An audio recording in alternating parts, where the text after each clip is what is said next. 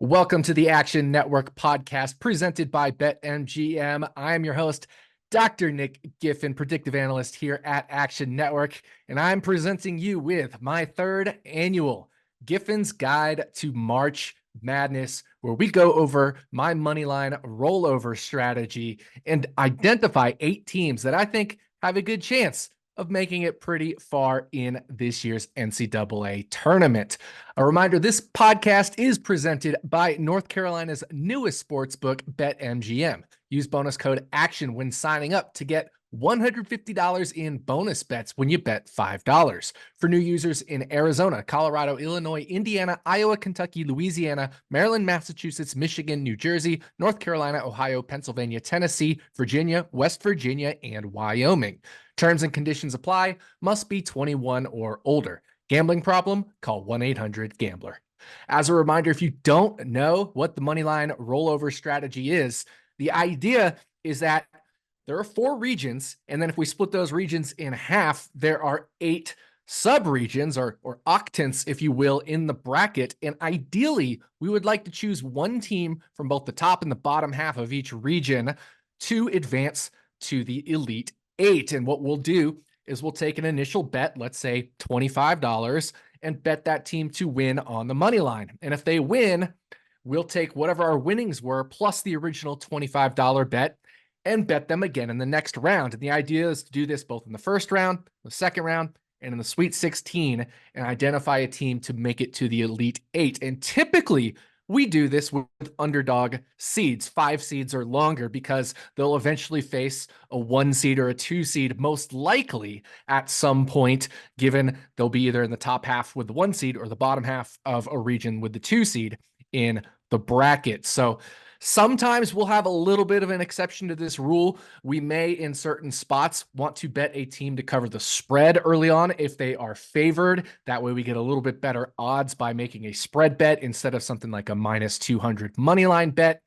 And the other option would be, well, occasionally there are octants of this bracket where I just don't like any of the situations to pick an underdog team. So we may double up on one of those sides of the regions there and pick 2 teams from the same sub-region area. And that way, if those 2 teams face each other before the Sweet 16, or I should say before the Elite 8, we'll cash out both teams and make a profit right there on 2 of our teams if they end up facing each other. So those are really the only exceptions to the rule. Ideally, we choose 1 team per octant and roll them up money line to the Sweet 16, but a couple of exceptions. And that's really it. If you want to throw $25 on 8 teams, that's $200 or whatever suits your personal bankroll. But at that point, you're only risking $200 to have the potential to have some big upside. I've done this several years in the past. Before I joined Action Network, I had several profitable years. And then in the 2 years with Action Network, 1 year didn't go so well. Last year went a lot better, and we had a lot of fun sweating some teams making some good runs here. So hopefully we can identify some winners this year. With that said, it is time to get to the picks, and I'm going to start in the South region. And I'm starting here because this is the most unique region for me. We've got a double up scenario, and we have actually a team playing in the first 4 on Wednesday night in Dayton that I will be picking from this region. So let's start with them. I'm going to take the 10 seed from this region, the Colorado Buffaloes. And I am going to take them money line versus Boise State, and then again try to roll them up on the money line in their future games. So all we need here, because we're taking a team from the first 4, we don't need Colorado to make the Elite 8. We just need them to make the Sweet 16. That'll be 3 games for them on this money line rollover strategy. So I actually have Colorado power rated more like a 6 seed. They're the 22nd best team in my power ratings in this NCAA tournament, which would place them more like a 6 seed than a 10 seed. So while their opponent, Boise State, is fairly seeded as a 10 seed, there's extra value down the road when Colorado, if they beat Boise State, will then face 7 seed Florida. And so you could roll over money line against 7 seed Florida. And then finally, should Colorado beat Florida, they're most likely to fade 2 seed Marquette, but I actually have Marquette seeded more like a borderline 3-4 seed in that 3 seed range there. Plus, their star player, Tyler Kolek, coming back from injury may not be 100%. So I really like Colorado, who's probably not getting enough credit for being a 10 seed, whereas I think they should be a lot higher seeded if things went strictly by power ratings in terms of the seeds, which they don't. So we're going to take Colorado, who is one of my top 24 or 25 teams, to win 3 games, betting them all on the money line there in the South region.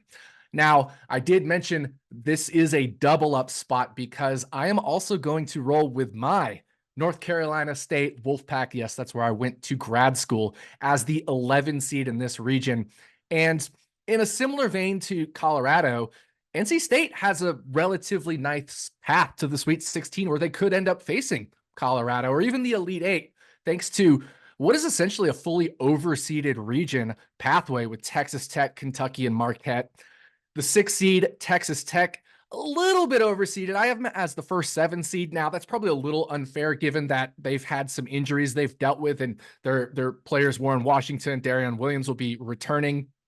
But even if they're fairly seeded, looking ahead, Kentucky, a 3 seed, I have graded more like a 5 seed, definitely as the worst 3 seed. And then Marquette, again, the worst 2 seed. So there is a really nice path for NC State to face, some 6, 3, and 2 seeds, whereas if they're in other regions, they'd have much tougher 6, 3, and 2 seeds than they do here. So I definitely think this is a spot where NC State, after running the ACC gauntlet of Duke, Virginia, and North Carolina to win the ACC title, there's no reason they can't compete with any of these other teams. So I'm going to take North Carolina on the money line all the way to the Elite Eight, unless, of course, they face Colorado in the Sweet 16, in which case we'd cash out both bets. Going to the other side, the top half of the South region, my third pick is going to be the Nebraska Cornhuskers as the 8 seed there in the top half of the region, where they could potentially face Houston. So I do have Nebraska a little bit underseeded, more like a 7 seed per my power ratings.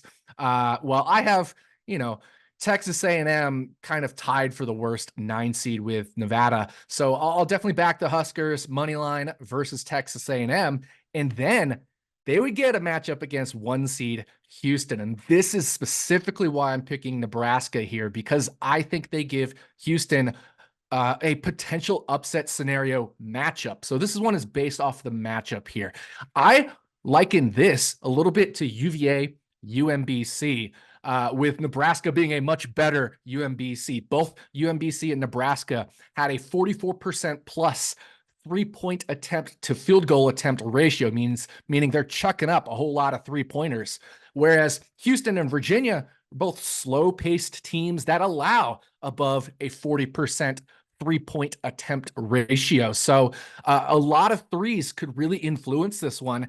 And with the favored team being the slower paced team, Houston and UVA back in that UMBC game, this is a spot where fewer possessions, if Nebraska catches fire, it may be hard for Houston to come back, kind of like we saw with Virginia against UMBC, or even just for Nebraska to keep it close and maybe steal a game winner late in the game. So I'm going to take Nebraska here. And then should they pull off the upset against Houston, they certainly would have a tough game against, maybe a Duke or a Wisconsin, but there's also a non-zero chance they maybe face somebody like a James Madison University or something like that. So Nebraska is going to be my third pick for this money line rollover strategy on the Giffen Guide to March Madness, which rounds out the South region. Moving on to the next region, I'm going to go to another bit of a unique region here, and that'll be the Midwest region, because I only have 1 pick in this region. Remember, we doubled up on a different octant, so now we have to find another octant that I'm not going to use, and I think the Midwest region is the perfect spot to not do that. I'm going to pass on making a pick on the Purdue half of the Midwest region.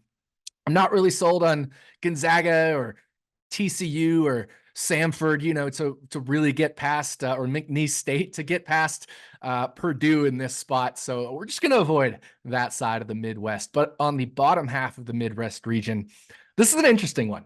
I'm going to take the South Carolina Gamecocks as the 6th seed. Now, I originally had Oregon penciled in here, and I certainly do not mind.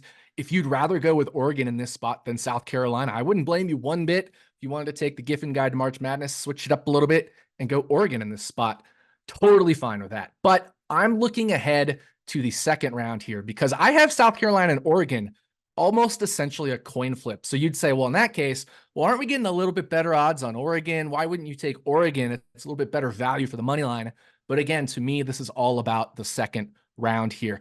I don't think Oregon's neutral pace and poor shooting defense, while not eliminating the three-pointer, which Creighton loves to shoot, matches up very well against Creighton. Instead, with South Carolina, we get a really tough matchup for Creighton potentially. The Gamecocks play at the 9th slowest pace in the nation, meaning fewer possessions, so Creighton doesn't get to realize their efficiency on as many possessions.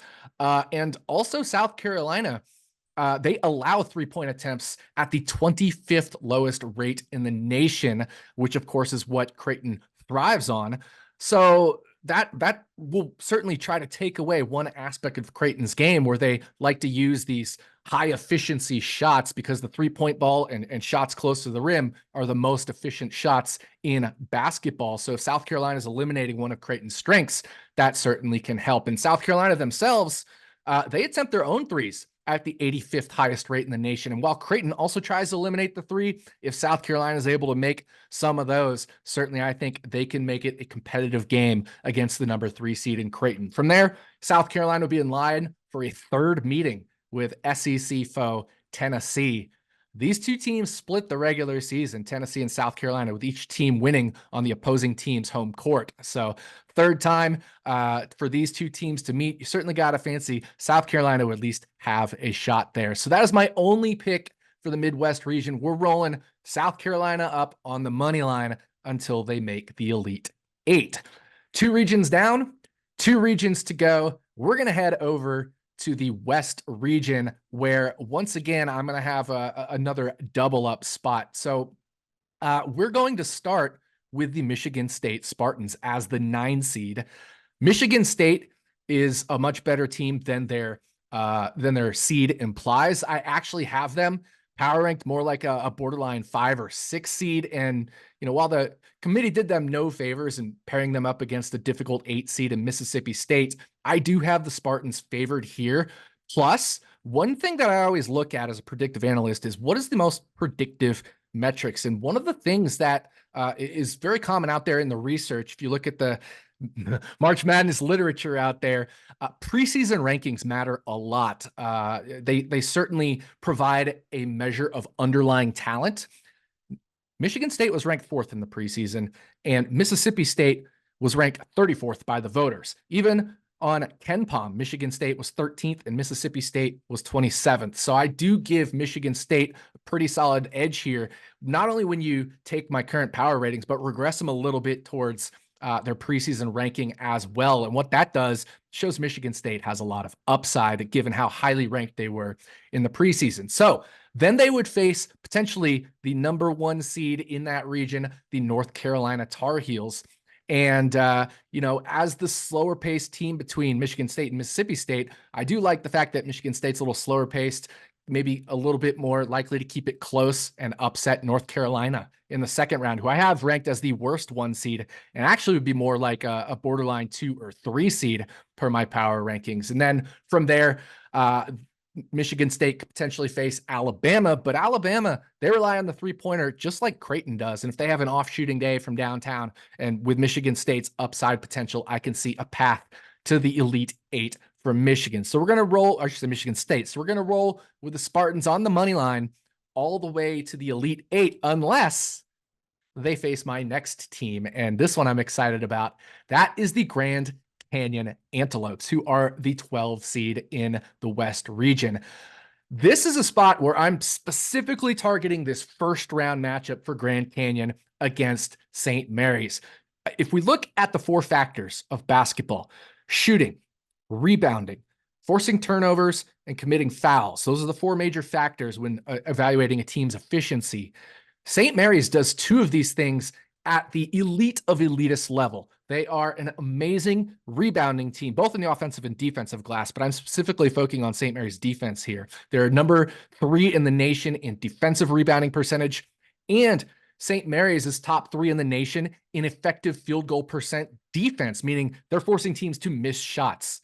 Well, the problem is for St. Mary's, Grand Canyon is actually a terrible matchup from that regard, because in the other 2 areas, St. Mary's is just an average team, and Grand Canyon draws fouls at a top 10 adjusted rate in the nation when I adjust for opposing teams' foul rates. So Grand Canyon could get to the line a lot in this matchup. And what happens if you're getting to the line against St. Mary's? Well, they can't defend your free throws. So you get a 75+% free throw shooting team that isn't being defended all of a sudden. And that negates St. Mary's advantage of defending shots. And because you're shooting free throws at a 75% plus make rate, all of a sudden St. Mary's rebounding advantage gets negated. So there are 2 incredibly strong areas get fully negated here by the way Grand Canyon plays offense. And, St. Mary's a 5 seed. Let's look at another 5 seed in this tournament, San Diego State.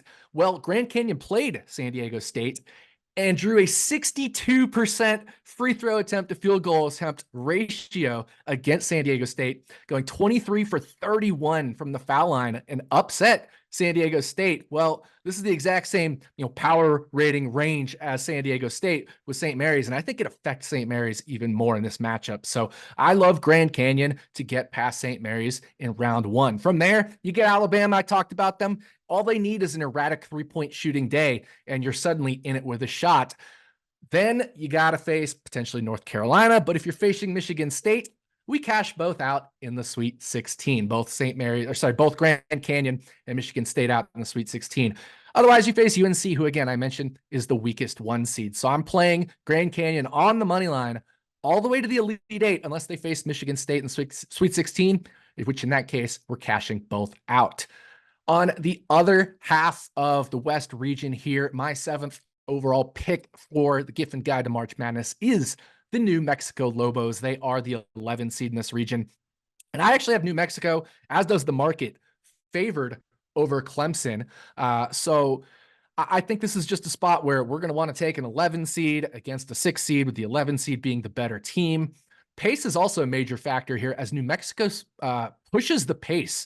And so as a team favored against Clemson, you want your favored team to push pace. So I think that's great that New Mexico pushes pace against Clemson. I'm going to take them over Clemson. And then in the next round, it certainly helps that with New Mexico as an underdog to Baylor, that Baylor plays on the slower side, which will reduce the amount of possessions that New Mexico is facing. And Baylor is also overseeded, as I have them more like a borderline 4 to 5 seed instead of a 3 seed. So again, we get a spot where we're catching an overseeded team versus an underseeded team. So definitely like the 11 over 3 upset here. From there, Arizona's going to be tough. Look, we got to face tough teams at some point, but we'll worry about it if it gets there. Maybe we've already cashed out so much other stuff. We could just cash out New Mexico versus Arizona if we want to, but Arizona's a tough out. And if we're, in a spot where we haven't won anything, but we have New Mexico versus Arizona, we may just need to roll it over to the money line to the Elite 8 and hope for the upset, because, like I said, New Mexico still grades as a very solid team around like a 7-6 seed in my power rating. So there's definitely a non-zero chance they upset Arizona. So New Mexico Lobos on the money line to the Elite 8 with pick number 7.